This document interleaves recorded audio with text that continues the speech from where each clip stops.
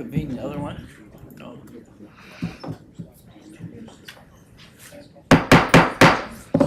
Good afternoon, welcome to the Space Needs Committee meeting for June 4th, 2025. I'm Fred Demick. I'll be the committee chair for this. Could we please have roll call? Mr. Demick? Here. Mr. Healy? Here. Mr. Fanton? Here. Mrs. Hanchett? Here. Mr. Havey? Here. Mrs. Root? Here. Mr. Rumfelt? And Mr. Harris. 6 present, 1 absent. I'd like to look for a motion to approve the minutes of May 7th, 2025. Root will make that. Helios second. All in favor? Opposed? That's carried. Our unfinished business was the discussion of the old church building that was brought up at our last meeting. I would like to ask if anyone's got any comments on that at this time. And then I'm going to ask Tom Windus to give us a report on the church to give you some more discussion. But I know there was some insight on people being interested in owning this building. Has anybody got anything to do with that? You mean someone from outside the county wants to buy it? Right, Is that what we're hearing? right. Wow. No. No, actually, I thought Gretchen said there was somebody that she had interested in it.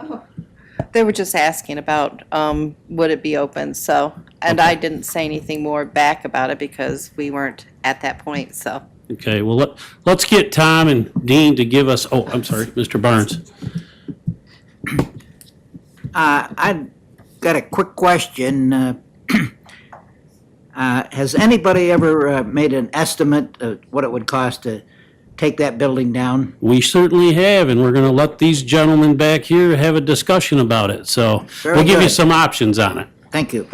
Thanks, Gary, for bringing that up. Sorry, Tom. You're welcome. Thank you.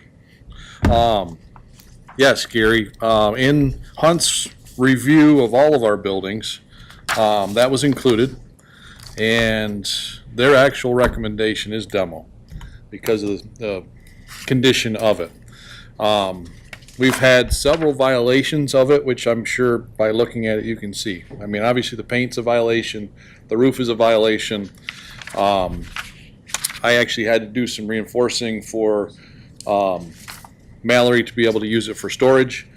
We did some temporary posts down the middle to shore it up, and but the foundation is failing, the supports are failing, has no running water, has no bathroom. It would cost a lot of money to repurpose it because you'd have to bring it up to today's code because you're changing use, unless you want to open as a church again. Or that type of work. But those are the two violations, so I want to make sure you had that information. Roofs and drainage, electrical hazard, there's another one, sorry, I forgot about that one. Did we take care of that? Have box covered and wires in use removed, so that one we took care of. That one was an easy one. And then the other one is the siding itself. From a building maintenance standpoint. The siding is because of the lead? Well, it's painted, so under property maintenance code, it's got to be weatherproof. So if the paint is peeling, that's a code violation. Oh, okay. So we can't touch it because it is lead-based paint. Yeah. Yes. To give you an idea, the lead-based paint on the parsonage house that we're having scraped off and repainting costs us $115,000. That's what they bid, Kinley bid on that project to do that. So church is bigger by X amount, so that would be one cost, and then it needs a new roof, plus the foundation and everything else. So Hunt had an estimate about $60,000 to demo it. And we would envision, we were just talking about it, we have not done an asbestos survey in there yet, but we can do that. But once the asbestos is removed, we would be able to demo it ourselves if needs be. So, or if that was the choice of the legislature. So that's the condition it's in right now. And realize that it would also take segmenting it out of the parcel, and we really can't give up any more parking or any parking out of what we have right now. So, Mr. Barnes? Got a question? So $60,000 to take down the building and roughly. plant grass seed or whatever. If we did that, if that was a choice, I would fill it in with gravel and blacktop it. And More make it parking. more parking. That's even better. Thank you. You're welcome. Don't have to mow it. Yeah, yeah, Tom, that's, Yes. that 60,000, does that include the asbestos abatement or not? I don't believe Hunt had any figures on that. Okay. Like I said, only out of the report, they have 60,000. I haven't had a chance to talk to them about what all the specifics were in there. But I think we could get our asbestos guy in there to at least analyze that. And we'd have That to would be good, because that'd make I mean, for me, make it the much church easier. value is not something I think we need to take on. So I guess my thought is that if we can get a number on Sure. the asbestos abatement, then we can make a decision on whether we do it ourselves. I Absolutely. mean, I know you guys can take it down, so, Right. but, so if we can get a number on that, then We sure can. we could be closer to making a decision. We sure can.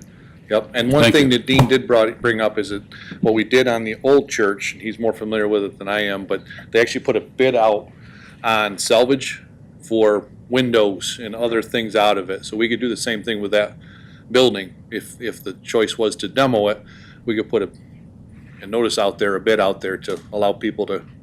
Because the pews in Salvage Oregon them. are gone, right? The pews really were not salvageable. Okay. They were not actual standalone pews. They were kind of built in. The organ was taken care of, salvaged. Jan, did you have something? When we bought that property, were there any stipulations on what we could or could not do with it? Like, I mean, was it clear there was nothing that said we couldn't tear it down or we had to try to repurpose it? No, when we purchased that property, remember there were the three buildings.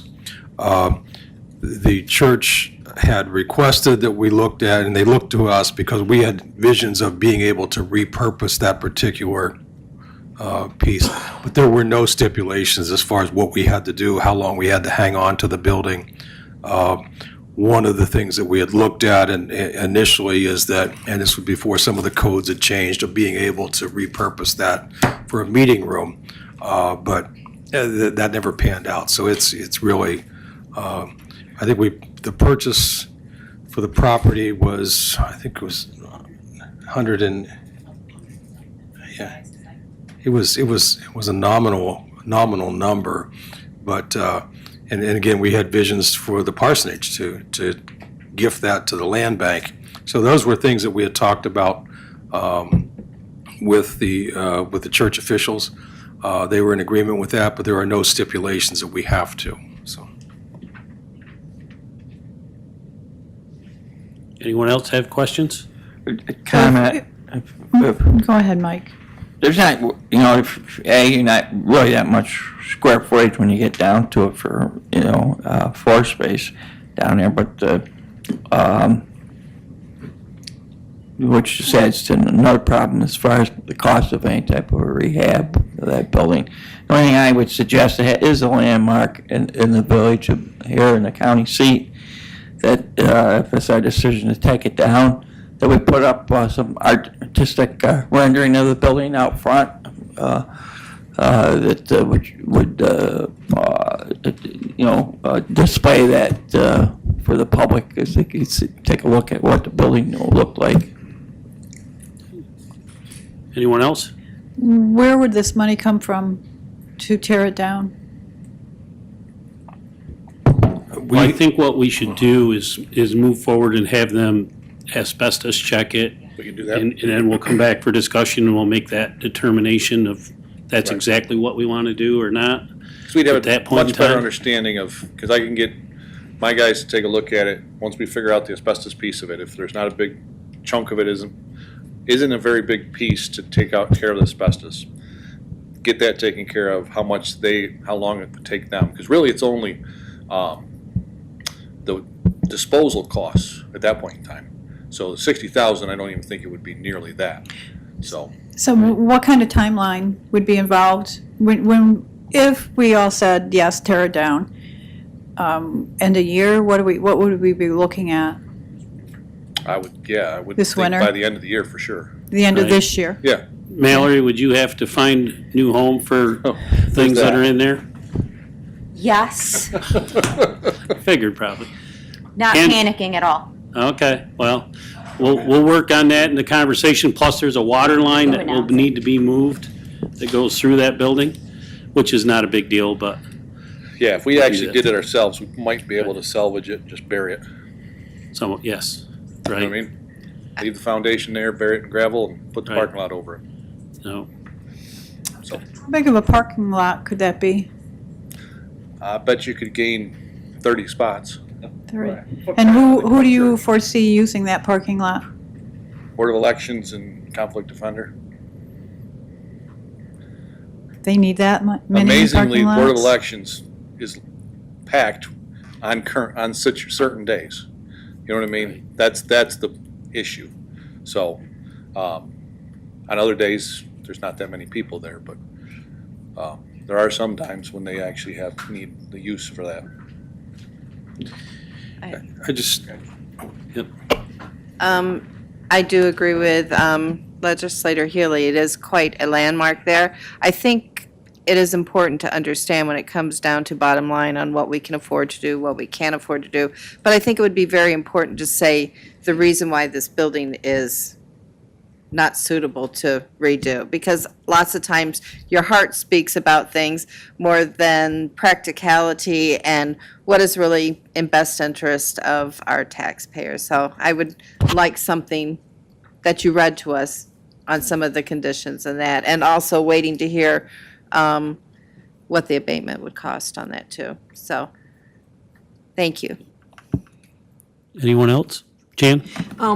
I know you said you wanted to wait for an estimate, but I think we still kind of need to have some idea where the money's going to come from, regardless whether it's 20,000 or 60,000. I think that it would be nice to know that, yeah, there's money available somewhere to do this.